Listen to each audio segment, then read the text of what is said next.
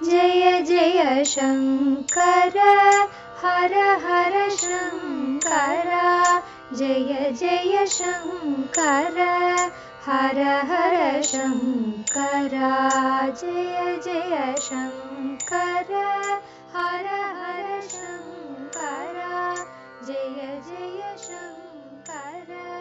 அத்வைதம் தெய்வத்தின் குரல் 6ஆம் பாகம். அத்வைத சாதனை. உபனிஷத் போதனை பெற அதிகாரி யார்?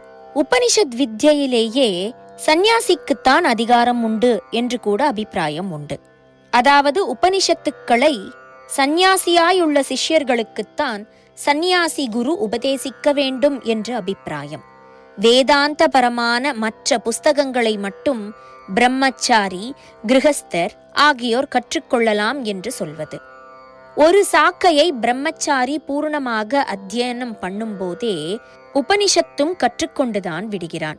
அதில் உள்ள வித்யைகளில், உபாசனைகளில் அநேகம் கிருஹஸ்தர்களுக்கானதாகவே இருக்கிறது. இப்படி இருந்தாலும் அர்த்தம் தெரிந்து கொள்ளாமல் உபனிஷத் அத்தியனம் மட்டும் மற்ற ஆசாமிகள் பண்ணலாம். அல்லது ஒரு அவுட்லைனாக மாத்திரம் வேண்டுமானால் அர்த்தமும் தெரிந்து கொள்ளலாம். தீர்க்கமாக அலசி அர்த்தம் செய்து கொள்வதில் சந்நியாசிக்கே அதிகாரம் என்று அந்த அபிப்பிராயம் உடையவர்கள் சொல்வார்கள். ஆனால் வெகு காலமாக நல்ல சிஷ்டர்களின் சம்பிரதாயத்திலேயே பிரம்மச்சாரி, கிரகஸ்தர் ஆகியோர் உபனிஷத்துக்களை ஆழமாகவும் கற்றுக்கொண்டு வந்திருப்பதால் மகா வாக்கியோபதேசம் மாத்திரமே சந்நியாசம் வாங்கிக் கொண்டுதான் என்று வைத்துக் கொள்வதே சரியாக தோன்றுகிறது. உபனிஷத் அத்தியனம் பண்ணும்போதே அதில் மகா வாக்கியமும் வந்துவிடத்தான் செய்யும். ஆனாலும் அதையே ஜபமாக அனுசந்தானம் பண்ணுவதற்கு சந்நியாசிதான் அதிகாரி. இதற்காக அந்த மகா வாக்கிய மந்திரத்தில் மாத்திரம் அவன் சந்நியாச குருவிடம்தான் தீட்சை பெற வேண்டும். மற்றபடி உபனிஷத்துக்களை வேத வித்யில் அதிகாரமுள்ள எல்லாரும் எந்த ஆசிரமத்தில் இருந்தாலும் குருமுகமாக கற்கலாம் என்றே நல்ல சாஸ்திரறிஞர்களின் வழக்கத்தில் நெடுங்காலமாக இருந்து வந்திருக்கிறது. ஆதியில் அந்த உபனிஷத்துக்களை சொன்னவர்கள் கேட்டவர்களிலேயே ரொம்ப பேர் சந்நியாசியாய் இல்லாதவர்கள்தான் என்பது இதற்கு சப்போர்ட்டாக இருந்தாலும் கூட அந்த பாயிண்டை நான் எடுத்துக்கொள்ள பிரியப்படவில்லை. ஏனென்றால் யுக தர்மங்கள் என்று யுகத்திற்கு யுகம் சில தர்மங்கள் மாறுபடுவதுண்டு. அதில் பூர்வ யுகத்துக்காரர்களின் ஆத்ம பலம் பின் யுகத்துக்காரர்களுக்கு இல்லாததால் அப்போது நடந்து வந்த சிலவற்றை இப்போது கூடாது என்று தர்மசாஸ்திரங்கள் சொல்கின்றன. அந்த ஸ்மிருதி பிரமாணத்தை மீறக்கூடாது. ஆகையால் உபனிஷத் காலத்தில் ஏதோ ஒன்று நடந்தது என்பதை மாத்திரம் காரணம் காட்டி இப்போது நாமும் அப்படியே பண்ணலாம் என்பது ஒரு பாயிண்ட் ஆகாது. உபனிஷத் வித்யில் சந்நியாசிக்குத்தான் அதிகாரம் என்று ஸ்மிருதி பிரமாணம் இல்லைதான். இருந்தாலும் கூட இந்த நாளில் கட்சி கட்டிக்கொண்டு ரைட் என்று உரிமை போராட்டம் நடத்தி எதில் வேண்டுமானால் பிரவேசிக்கலாம் என்று புறப்படுகிறவர்கள் வேத காலத்தில் அப்படி இருந்ததே, புராண காலத்தில் அப்படி இருந்ததே, இப்போது மட்டும் ஏன் கூடாது என்று கேட்பதால் இங்கே நம் சமாச்சாரத்திலும் ஆதிகால வழக்கை இக்கால வழக்குக்கு ஓர் ஆதரவாக காட்ட நான் இஷ்டப்படவில்லை.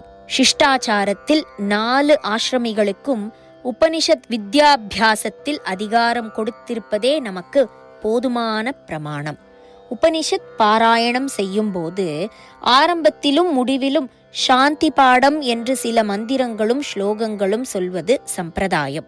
அதில் ஆரம்பத்தில் சொல்லும் பூர்வ சாந்தியில் ஒரு மந்திரம், பூர்வத்தில் எவன் பிரம்மாவையும் சிருஷ்டித்தானோ, சிருஷ்டித்த அந்த பிரம்மாவுக்கு வேதங்களையும் கொடுத்தானோ அந்த தேவன்தான் நம் புத்திக்கு ஞான பிரகாசம் கொடுப்பவன், அவனை முமோக்ஷுவான நான் சரணடைகிறேன் என்று இருக்கிறது.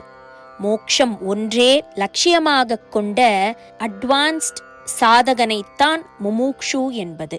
ஸ்வேதாஸ்வதரோபனிஷத் என்று ஒரு உபனிஷத்து, பிரசித்தமான 10 உபனிஷத்துக்களில் அது இல்லாவிட்டாலும் தசோபனிஷத் பாஷ்யம் பண்ணிய நம் ஆச்சாரியாளே அதன் வாக்கியங்களை பிரமாணமுள்ள மேற்கோளாக காட்டியிருக்கிறார். அதன் கடைசி அத்தியாயத்தில் ஸ்வேதாஸ்வதர ரிஷி அதை அத்தியாசிரமிகளுக்கு உபதேசித்தார் என்று இருக்கிறது. அத்தியாசிரமம் என்பது சந்நியாசம் அல்லது அதற்கும் மேலே போன அதிவர்ணாசிரமம். இப்படிப்பட்ட விஷயங்களை காட்டித்தான் உபனிஷத்தில் சாமானியப்பட்டவர்களுக்கு, கிரகஸ்தர்களுக்கு அதிகாரம் இல்லை என்று சொல்வது. ஆனாலும் ஆச்சாரியால் உபனிஷத்திலேயே பல விஷயங்களை மந்த அதிகாரிகளுக்கு என்று சொல்லி இது நம் காலத்திற்குந்தான் என்கிற மாதிரியே விட்டிருக்கிறார். மந்த அதிகாரி என்பது நிச்சயமாக முமுக்ஷு இல்லை, சாதாரண கிரகஸ்தன் அல்லது பிரம்மச்சாரிதான்.